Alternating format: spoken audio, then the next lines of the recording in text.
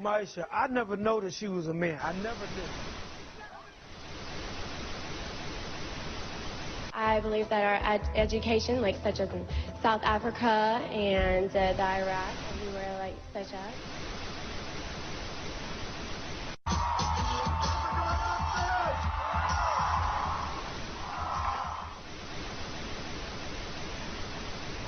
Platform 8 for the 2228 Southern service to Eastbourne via Lewis. Please join the first 2. One option, placing a tracking microchip under a service member's skin. Former special operations officer. And if you hear the shouting, it's a group of demonstrators that 9/11 was an inside job.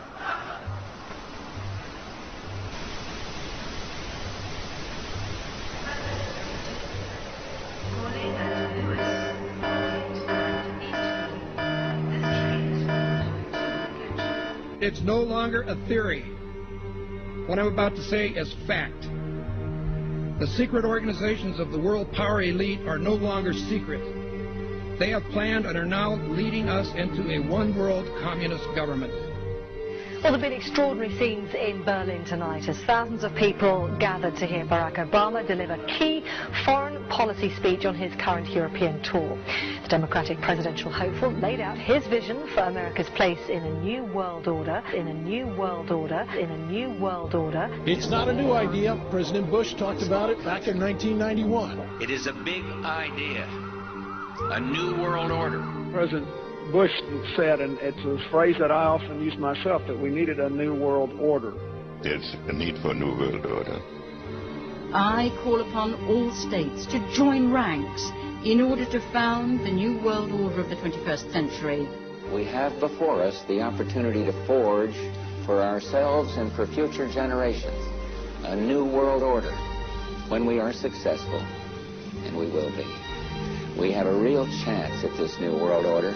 And people talked then, in 1990, of a new world order. And the question for us is how we meet and master all these challenges to ensure that Britain enhances its competitiveness in the process and realizes what I believe is our destiny of success in this new world order. So, in conclusion, ladies and gentlemen, a new world is emerging. It is a new world order with significantly different and radically new challenges for the future. And people better understand that they mean exactly what they're saying. It's a new world order they're trying to create, and they're trying to do so not only without approval or consent of the government in this country, but despite the popular will. This is a straightforward assault by the elitists in this country. There is a global meltdown coming. It is a global depression, and one world currency and one world financial system is the end game. China said last week they want one global currency. France said yesterday or the day before that they want one world order, a new world order, at the end of this event. Gordon Brown will today call on fellow world leaders to seize the opportunity created by the worldwide economic crisis to create a truly global society. The Prime Minister will use a high-profile speech in the City of London to say that Britain, the US and Europe should join together to create a new, stronger and more just world order. This engineered collapse is there as a massive problem for which you offer the solution, and the solutions are the infrastructure we've been predicting all this time, including the World Central Bank. The goal of this manipulation, and has been for a very long time, is to get the world population to see as a good idea, or the only option in given circumstances that are manipulated into place, the creation of a one-world government, a world central bank which would administer all financial transactions on the planet, a world currency, and a microchipped population linked to a global computer. The wealthy elite who have the money and the power know that if they can create a one world global social system, that they can control the central authority. In other words, world control, world domination, one of the oldest desires in the history of the world. There's a very, very clear-cut and easily identifiable system in place that puts all of these elements from media control to government control to energy control together into one apparatus working together effectively towards its final goal, which is, global control. Because of the compartmentalized pyramids that they've constructed within all these institutions of government and finance and corporations, the vast majority of people who are daily making contributions to push the world in this towards this Orwellian global state have no idea that they're doing that, because they don't know how their contributions fit in with everyone else's. Only the few at the top do. Most people don't have a clue that unelected private bankers actually control the governments of the world. There is this like cozy little myth that is perpetuated between politicians and the media. The media report the world as if presidents and prime ministers are the final arbiters and decision makers in the world, which means that the people above the level of presidents and prime ministers that really make the decisions, they're never looked at or exposed by the mainstream media because they're not accepted to exist. The central bankers of the world are working together to create a one-world government. A global police state as sinister as anything George Orwell ever wrote about, where every person on the planet Earth will have an RFID chip implanted.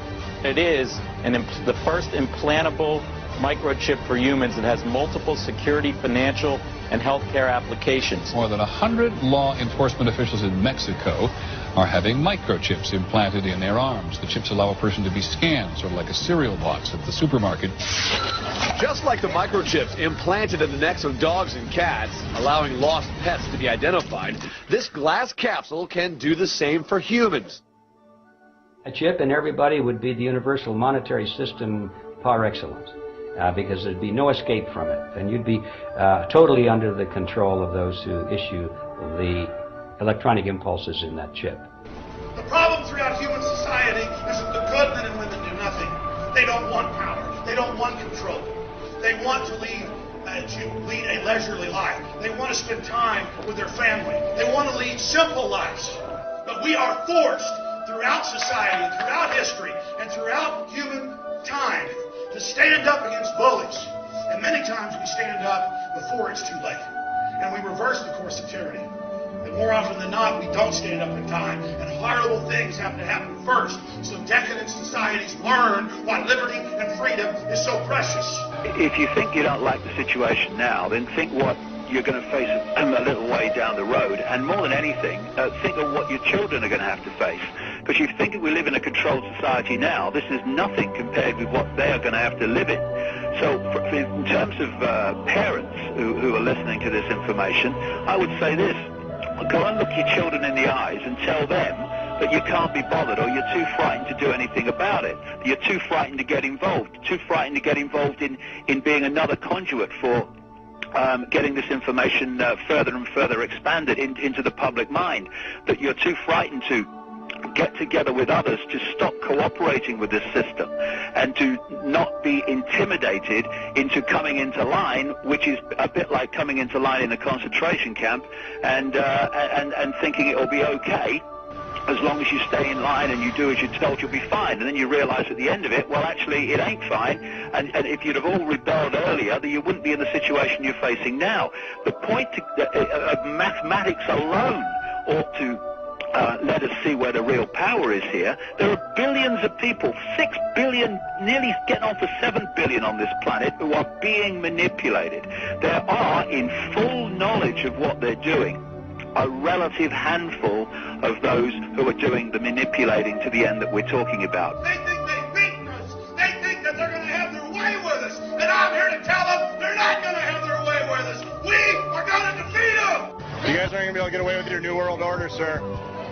Talk about Bill. You know what New World Order is? You will never get a New World Order. Never. National sovereignty will prevail. The New World Order is going down, sir. You can laugh. Wake up, people. Wake up. Research the New World Order. This is important. Look it up. Investigate it. Your New World Order will fall. Humanity will defeat you.